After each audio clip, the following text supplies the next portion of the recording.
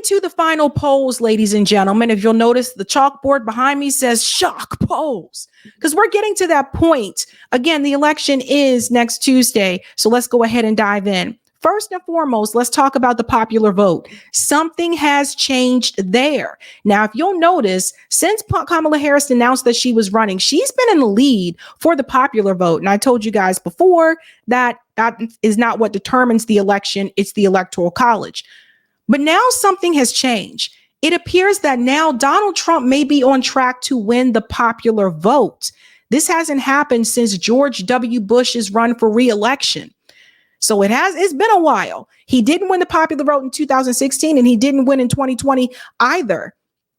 But now it appears it could be heading in that direction. I've been looking at these polls the past couple of days, and then I saw this video here on CNN. Even they are going to admit he may win the popular vote.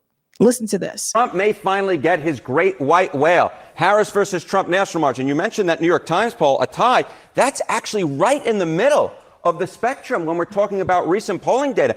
You don't have to look very far to find Donald Trump ahead nationally. He was up by 2 points in the CNBC poll, up by 3 in the Wall Street Journal poll. Very close races within the margin of error. But then the same thing on the other side, right? You have Harris up by 3 points according to Ipsos. The Say 24 YouGov poll, it's a bunch of academics, also has Harris up by 3. But the bottom line is, with the popular vote, which we really haven't focused upon, a very, very tight race, John. Fact is, Donald Trump is very much in a position he could win the popular vote, which, of course, is something he would absolutely love to do. And would be something very different than we have seen compared to last time and the polling compared to last time. Exactly right. So I went back through the time machine, all right? I went back through the time machine to see where were the past 2 races at this point in the campaign. Look, Harris in the average poll right now is up by 1. Well within the margin of error. You go back 4 years ago, Joe Biden was well ahead of Donald Trump in the national popular vote polls. He was up by 9.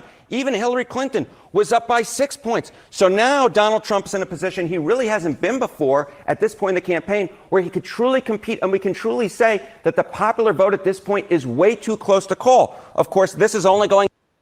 Pause here for a second. Just a reminder, folks, Hillary Clinton was up plus 6 points in the popular vote. She won the popular vote, but she still lost the election. Back 8 years. I wanted to jump even further back in my time machine to get an understanding. Hey, I haven't heard about a Republican potentially winning the popular vote in a while. And it turns out a Republican winning the popular vote, it hasn't happened since 2004 in George W. Bush defeating John Kerry. And that's only the one time that it has happened. In fact, you have to go all the way back to 1988 to find another one, when it was George W. Bush's father, George H.W. Bush, winning the popular vote over Michael Dukakis. So the fact that the polls right now are so close, John, the fact that Donald Trump has a legitimate shot of winning the popular vote is something I think a lot of folks, including in my line of work, really didn't think could possibly happen when Donald Trump was running last time around. He could make history, not just for Donald Trump, for a Republican candidate as well. Now, Okay, folks. So this is definitely sounding an alarm. And I want to explain to you what that means about that popular vote before we get into some of these other polls. What that means, if Donald Trump is on track to possibly win the popular vote, which he has not done before, that would imply that Donald Trump has gained ground with voters in blue states. Now, that doesn't mean these states are going to flip red necessarily, but think about that for a second. That means, and 2 of them in particular, New York and California, where Donald Trump is gaining more votes in those states. Look at the Madison Square Garden rally. It's very telling. Like, I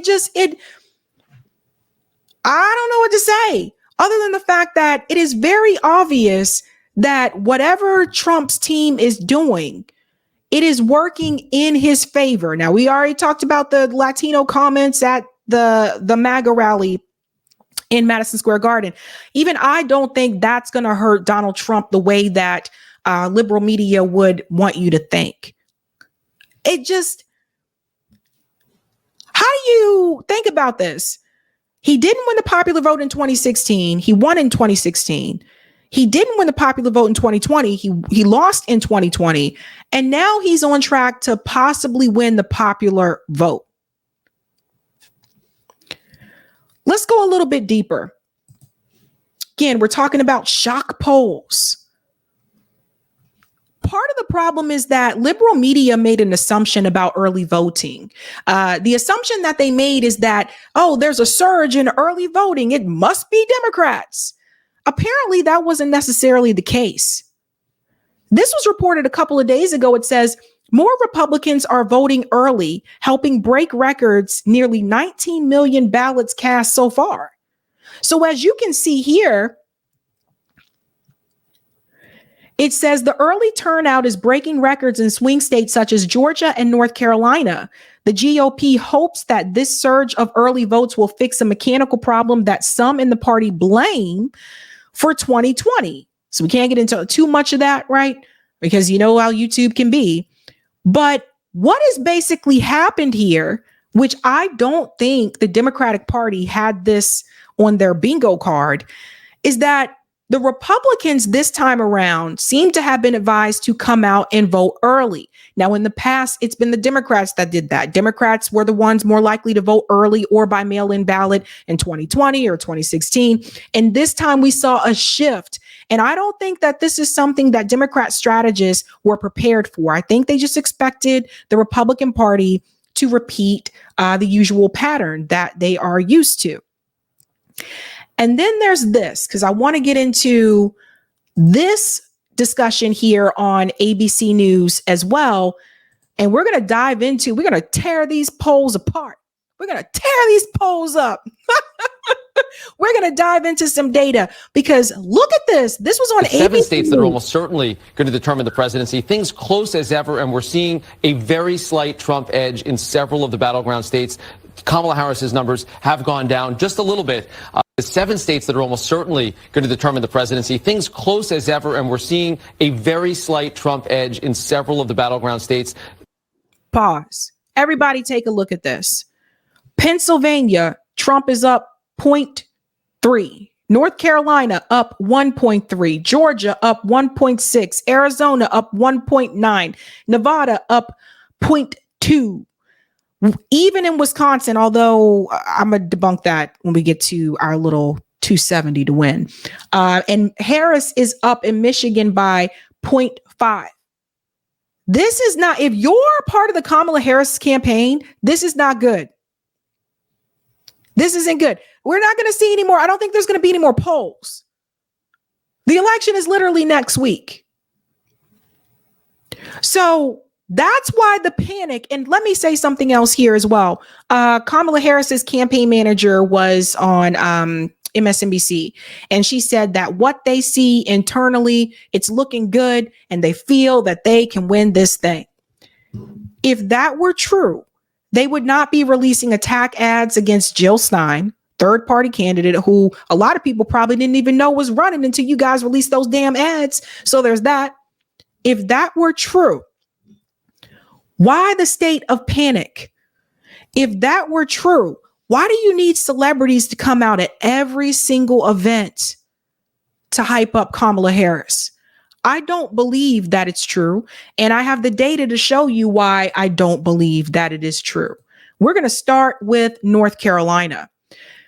North Carolina is very telling, folks.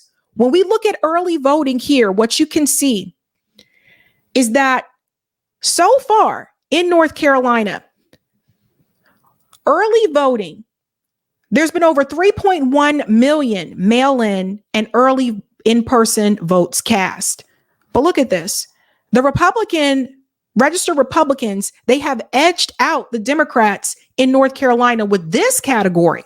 34% registered Republicans, 33% registered Democrats. Now, the gray area that's 33%, that is other.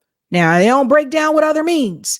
But if I were to assume, I'm assuming independent or third party, both of those together, I'm assuming that's what that is, right? Now, one of the mistakes that they make, and I don't know why they did this, they include Jill Stein and they put an I as independent. I don't want people to get confused and assume that, okay, Jill Stein is gray, she's an independent. I don't want you to think that when you see this gray bar here, that 33% is Jill Stein voters or etc. You don't know that, right? Because that is a mixture. That could be independent, registered independents, but that doesn't mean that they voted for Jill Stein. So I have to put that out there because people will see that and get confused. Those people are also third party voters, independent. Some independents vote Republican, some independents vote Democrat. So I'm not sure why they did that way. And then if we look at this part here in North Carolina, mail-in ballots requested, over 2.7 million. You will see the Republicans have also edged out the Democrats, 34% compared to 33%. And then there's 33% that is independent/other, right?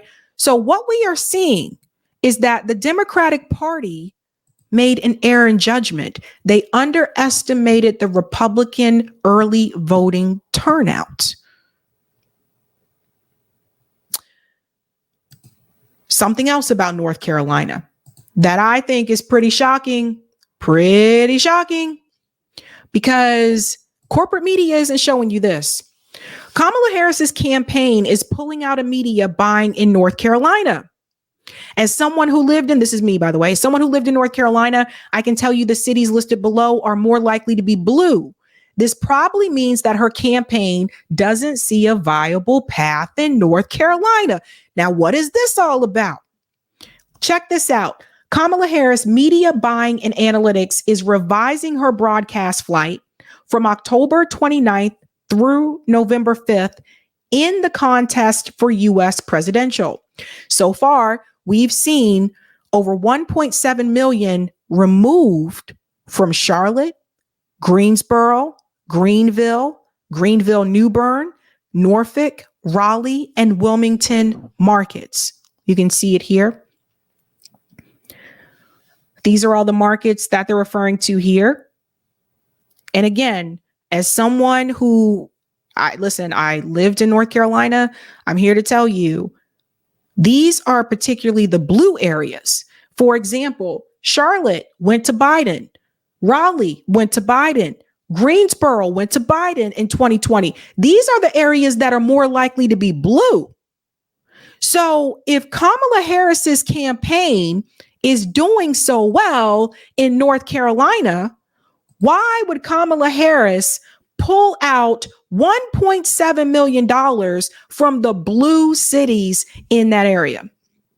Make it make sense. Now, some people pushed back on me and they said, well, maybe it's because she's doing well, so they don't need to advertise anymore. Honey, the polls show it's not that way. And number two, that's typically not how it works. Usually when you start to see a candidate start to pull money back in certain areas, it's because they don't see a viable path. We've even seen this in primary races as well. So Kamala Harris, they've seen internal information that is showing that they don't have a viable path there in North Carolina. That's typically how it works. You're not going to continue spending money in a market where you have no chance of movement, right? $1.7 million. North Carolina, which I had predicted would be a problem for Kamala Harris. And now let's get into a little bit of data. North Carolina. I want to show you something else. In 2020, North Carolina was close between Biden and Trump. See if I make it a little bit bigger for you guys. There we go. It was close between Biden and Trump. Trump had 49.9%. Biden had 48.6%. Trump won North Carolina. So you can see this state was close between Trump and Biden, but Trump still was able to pull it out. Based on what I'm seeing with the numbers right now, Donald Trump is polling higher than he was last time. So the chances that Donald Trump does not win North Carolina, to me, I think are not likely. I think that Donald Trump is going to win North Carolina unless something happens on election day and a surge of Kamala Harris supporters come out to vote in North Carolina. But I just don't see that happening. I think North Carolina, once again, is going to go to Donald Trump. There's also the issue with the Hurricane Helene, where there are a number of people in North Carolina that are not happy about the way the Biden-Harris administration handled that issue, right? there are blue pockets in North Carolina, which I just showed you. But what people tend to forget is that North Carolina is a big state. And there are a lot of rural areas in North Carolina as well. And people tend to underestimate the voters in those rural areas that are going to come out and are going to support the Republican Party. This needs to be said. North Carolina is not just Raleigh, Durham, Chapel Hill, Charlotte. Okay. And just like Massachusetts is not just Boston. We got to talk about these things. Now we're going to move into the national polls. We're going to do two things. I'm going to show you one that leans a little bit more conservative, and then we're going to see a poll that leans a little bit more to the left. So we're going to start with Real Clear Politics national poll here. And what you'll see in the national race, they're showing you right now that Donald Trump has edged up ahead of Kamala Harris at 48.4%. And Kamala Harris has 48%. He has a plus 0.4 spread. That's just the national poll. Doesn't determine the presidency, but that is a sign, right? Because remember, Donald Trump was not ahead in the national polls in 2020. He was not ahead of the national polls in 2016. So this is very telling. And then I want to just take a look at this graph here to show you how this has changed over time. And sorry if I get excited about this, guys. I'm kind of nerdy about this kind of stuff. But what you will see here, when Biden drops out of the race, right? There was this big gap between Biden and Trump. And people are like, what the heck is going to happen? Kamala Harris comes in, and then you'll see that Trump was in the lead. However, once it got out there more about Kamala around August 3rd, this is when Kamala Harris's campaign takes off. You see her lead growing and growing and growing. And she really took off here. Going into September, it was all about coconuts and all this jazz, right? We get up here to the tippity top at one point. It was 49.4% against Trump's 47.4%. I'm trying to see when it was the highest. At one point, she was 5 points in the lead ahead of Donald Trump, right? So, but what you're seeing is that as we begin to get closer to the day of the election, this is where things start to collapse. Now, if you're looking at the blue line, I want you to shift your eyes to the red line, which is Donald Trump for a second. Donald Trump is starting to take off after October 7th. You will see coming up here, boom, and he just takes off. Then he meets her head to head. And he is pulling ahead right about here. So you will see once again that once people started to hear Kamala Harris, once they started to see her more, it seems like people became less interested in her, right? Once Kamala Harris pulled away from talking about economics and started focusing on women, you're a woman, I'm a woman, let's focus on women, get the women out there. The disrespect towards Black men, which came from Obama, but you know, she didn't push back on it. So there's that. And then there are also the I'm speaking moments, her inability to engage in a respectful way with the Palestinian Americans in this country, a number of things that happened during that time. Donald Trump takes off, and the next thing you know, boom, they're head to head. I warned people that this would happen. Kamala Harris was never a strong candidate. Now, that will be RCP. RCP is a little bit more conservative. So now we're also going to look at the New York Times, which leans more left. And I think you're going to see similarities here. And this is to prove a point. Even in the New York Times poll, what you'll see is when we get to the national poll, they still have Kamala Harris at 49 and Trump at 48. But again, remember, it is more left leaning, but still, it shouldn't even be this close. Because again, if you go back, you'll see that how the hell did it get to be this close, right? So something there to keep in mind. National poll, New York Times. And then am I ready to get to the states? Yeah, I'm ready to get to the states. Now let's get to the swing states. Still New York Times, okay? Leans left. Wisconsin, we can see they're even here, right? New York Times is calling it even. How did that happen? Kamala Harris was ahead of Donald Trump in Wisconsin. He has met up with her there. If we look at Nevada, we will see a similarity. Kamala Harris was ahead of Donald Trump. He has met her there. They are even in the New York Times poll. North Carolina, they're calling it even. I'm not. I'm calling Trump winning North Carolina. It just is what it is. Again, the big teller about North Carolina is her pulling out the ad money. That is a big sign. Again, they're not going to tell you this on corporate media. So there's that. Pennsylvania, Trump has pulled ahead in Pennsylvania, 49-48. But all you can see, very tight, right? But I don't think it really is this tight. That's what I'm trying to tell you. I think there's a reason why they've been heavily attacking Jill Stein and publishing ads against her. So there's that. And I think there's a reason why she pulled out some of these ads in North Carolina. Michigan, Kamala 49, Trump 48. He met up with her in Michigan, right? They're giving the edge to Kamala there.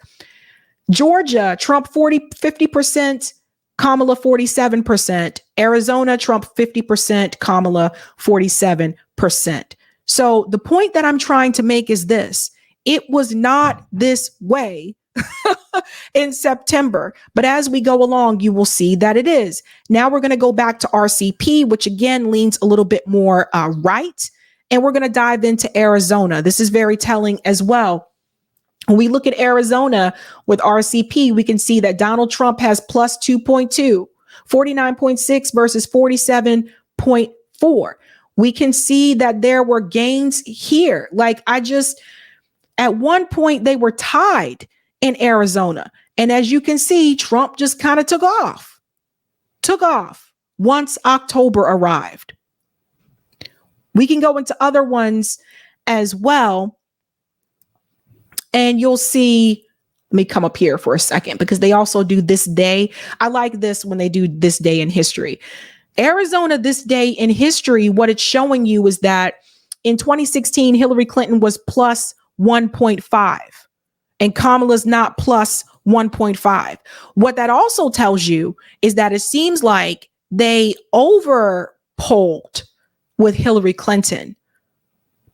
The polls were exaggerated with Hillary Clinton because plus 1.5, she did not win Arizona. So there's that. Now, let's go on. October 2020, it was a tie. There was a tie. You can see here they have that Trump had took the lead in Arizona. We can go on. Nevada, you will see similar situation where they have Trump here as plus 0.5, 48.3 to 47.8. When we look at this day in history, Hillary Clinton had plus 1.7. Joe Biden had plus 4.0. Both of them won Nevada. So this is what I mean when I say Kamala Harris is behind. It's not just with the demographics. When we look at the numbers, we can see it for ourselves, right? Also think that too, they also may have had exaggeration with Biden and Clinton, but the reality is Biden and Clinton won Nevada. Wisconsin is another one that people keep ringing their heads about. They have Donald Trump here plus 0.6. Donald Trump 48.4 to Harris 47.8. Hillary Clinton had plus 6.5. Biden had plus 6.7. Now, here's a perfect example why I say they over-exaggerated. Hillary Clinton had plus 6.5 for Wisconsin. Hillary Clinton lost Wisconsin. So it seems like, again, this was during that time when they were undersampling Trump voters. Now, the pollsters say they've adjusted for that, but I'm wondering how much did they adjust for that, right? Because had they adjusted for that back then, we would have seen better numbers. And I think a lot of people would have known ahead of time, look, it doesn't look like Hillary's going to be able to win the blue wall. So there's that. Wisconsin. Again, with Wisconsin, remember, Kamala Harris was way in the lead. She was ahead of him. She was ahead. He met up with her and then boom, pulled ahead. Like there's just no coming back from this, in my opinion, but we'll see. Michigan, we can see also Kamala Harris here. They have her at plus 0.5. She has 48.2. Trump has 47.7. Again, this was a state she was ahead of Trump. I don't understand. See how far ahead she was? And then bam, met up right there. This is crazy. This is crazy. So that's Michigan. As we can see, let's go back to this day in history. October 29th, Hillary Clinton was plus 7.0. Again, this is how you know that they over-exaggerated for Hillary because she lost Michigan. Don't forget about that.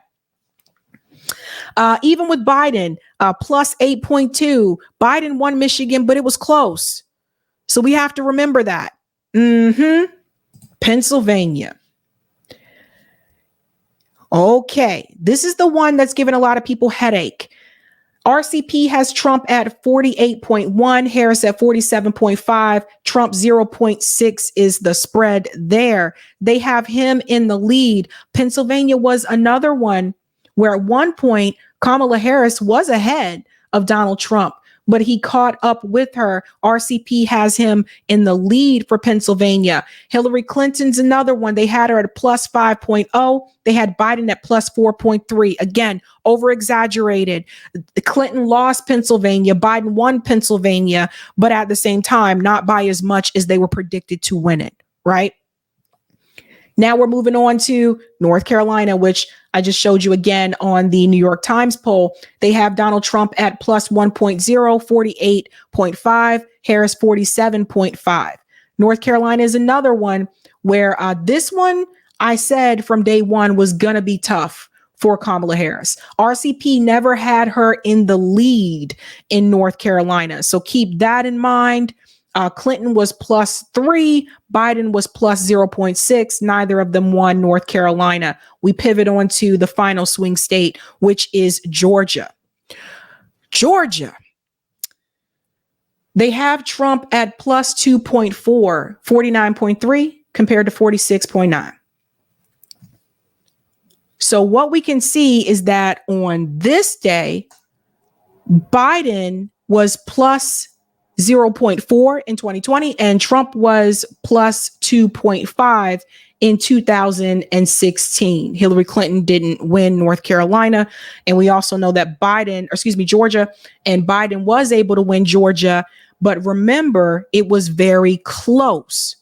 So we always have to, this is what I'm trying to tell you.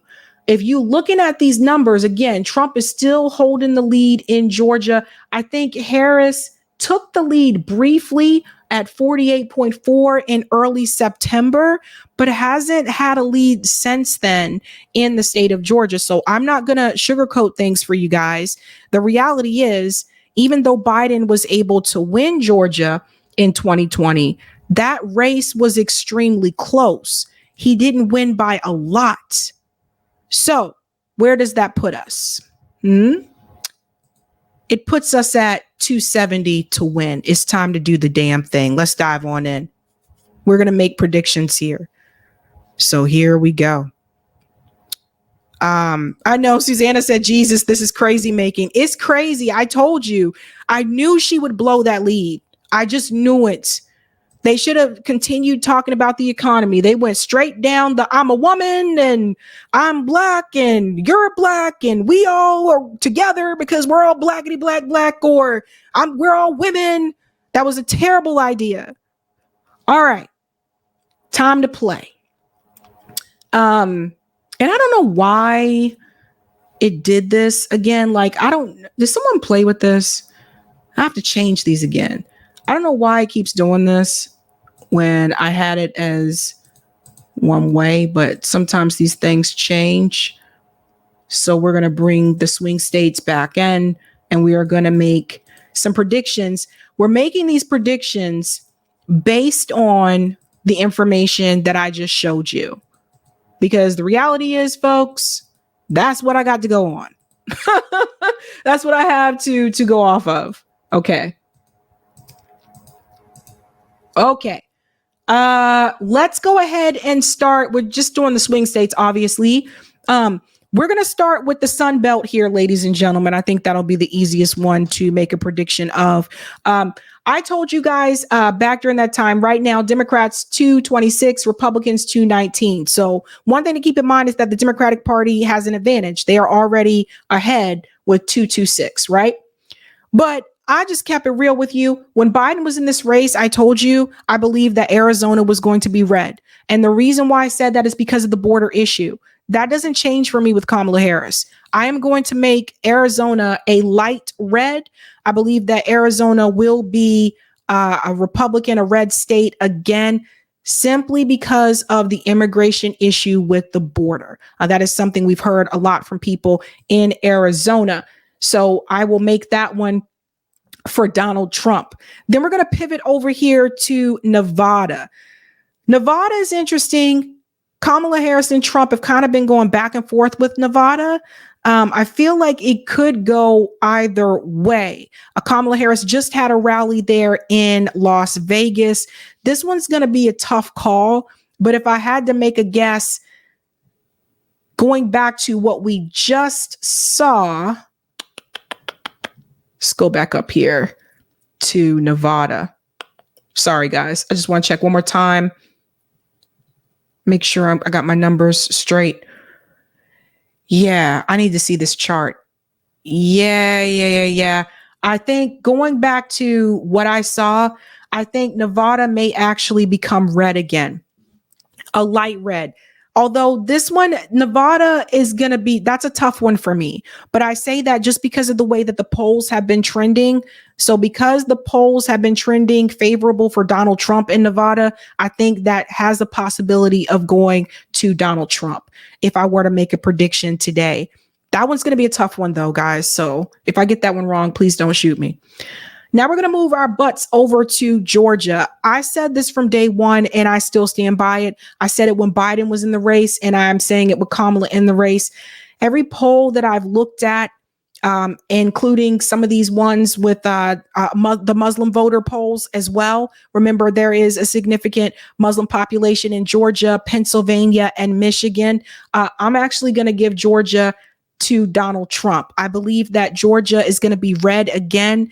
I did not believe that Georgia would be a blue state again. And also, when I look at the numbers between Biden and Trump for 2020, Georgia was incredibly close between both of them. So it's not like Biden won by a significant amount. When I look at how close it is between Trump and Kamala Harris, Trump is still holding that lead in Georgia. I'm going to go ahead and give Georgia to Donald Trump. We're pulling our booties up to North Carolina.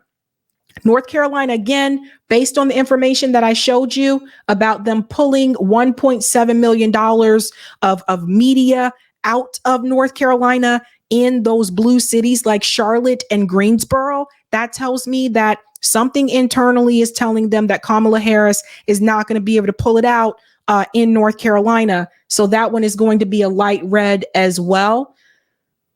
Then we're going to pull our little booties up here to Wisconsin. I'm sorry, I'm doing Pennsylvania last. That is probably the toughest one for me. I'm just going to keep it real. Wisconsin is interesting. Out of the blue wall states, between Wisconsin, Michigan, and Pennsylvania, you have to remember that Wisconsin is the most conservative. So with that in mind, and looking at the way that the numbers are trending, at one point I thought Kamala could probably squeak it out in Wisconsin. But if the numbers are continuing to trend the way that they are today, I would actually have to give Wisconsin to Donald Trump. I know some of you looking at this probably think this is insane. I think it's insane too. I really do. I really do. But I'm going by the data. And then we're going to move over to Michigan. This is tricky. Michigan tends to be the more liberal state between Wisconsin and Pennsylvania. This is the one that's more liberal.